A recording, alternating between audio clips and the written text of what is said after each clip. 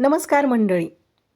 आज आपल्या आणखी एका नवीन व्हिडिओमध्ये मी सर्वांचं स्वागत करते.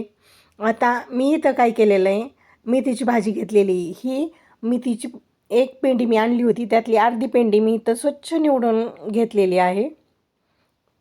आणि आता ती स्वच्छ पाण्याने काय करायचं आहे, धुवून घ्यायची आहे आणि त्यातलं पाणी छान असं नितळून घ्यायचं आहे. मी सगळी मेथीची भाजी इथं काय केलेली अशा पद्धतीने धुवून घेतलेली.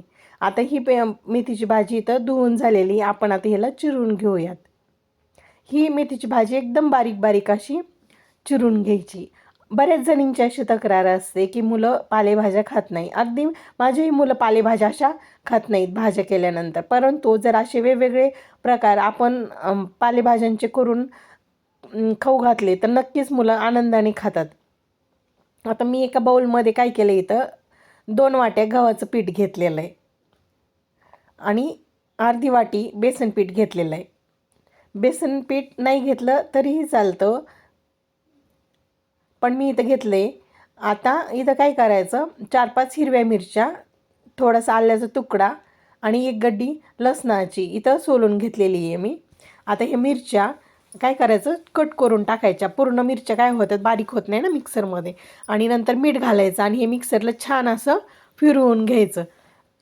नंतर इथं आपण जे पीठ घेतले त्या पिठामध्ये लाल तिखट घालायचं, हळद घालायची आणि 1 चमचा ओवा असं हातावर क्रश करून घालायचा.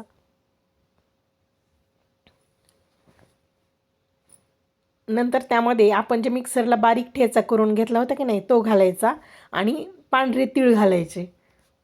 आता ही मी तर 2 ते 3 चमचे पांढरे तीळ घेतलेले आहेत. आणि नंतर त्यामध्ये आपण जी मेथीची भाजी चिरून घेतली होती की नाही, ती घालायची. नंतर कोथिंबीर थोडीशी काय करायचं, कोथिंबीर पण घालायची आणि हे सर्व जिन्नस एकत्र पिठामध्ये मिक्स करून घ्यायचे. आणि हे मिक्स केल्याच्या नंतर मग त्यामध्ये थोडं थोडं पाणी घालून हे पीठ काय करायचं, मळून घ्यायचे.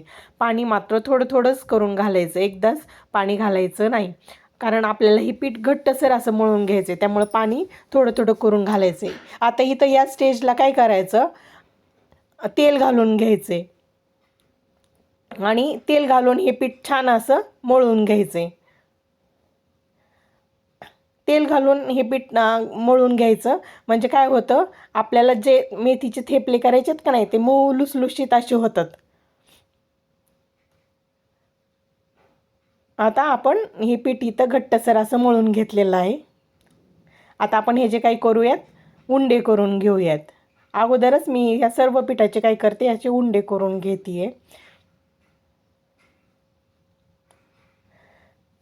आता असे एकूण सर्व पिठाचे मी एकसारखे असे उंडे करून घेतलेत. असे एकूण 11 उंडे झालेले आहेत, हे मी मोजलेत. आता आपण काय करूया, पहिला थेपला इथं लाटण्यासाठी घेऊयात. त्यासाठी मी काय केलं, इथं एका प्लेटीमध्ये गव्हाचं पीठ घेतलेलं आहे.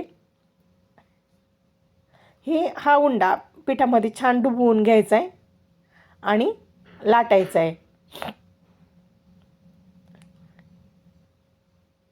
आणि अशा पद्धतीने आपण जशी चपाती लाटतो की नाही, त्या पद्धतीने हा मेथीचा थेपला लाटून घ्यायचा आहे.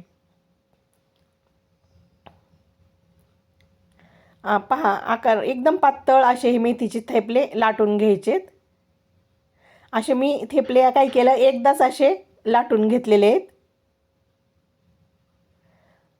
आता पहिला थेपला आपला इथं मी भाजायसाठी घेतला आहे. तवा गरम करून घेतला आहे आणि तव्यावर पहिला थेपला इथं मी भाजत आहे. त्याला काय करायचं, भाजत आल्याच्या नंतर थोडंसं असं तेल लावायचं आहे. तुम्ही तूपही लावू शकता, मी इथं तेलच लावलेलं आहे. अशा पद्धतीने जर थेपले केले तर मुलं फार आवडीने खातात. इथं आपला पहिला थेपला इथं भाजून तयार आहे, दुसराही थेपला तयार आहे. अशा पद्धतीने मी सर्व थेपले इथं तयार करून घेतलेत. पाहू शकता, एकदम मऊ लुसलुशीत असे मेथीचे थेपले झालेले आहेत. आणि अशा पद्धतीने जर थेपले करून पाहाल तर मुलं कसे खायला नाही म्हणणार. तर या पद्धतीने थेपले तुम्ही पण करून पहा आणि आपल्या चॅनलला नक्की सबस्क्राईब करा. बाय, पुन्हा भेटू.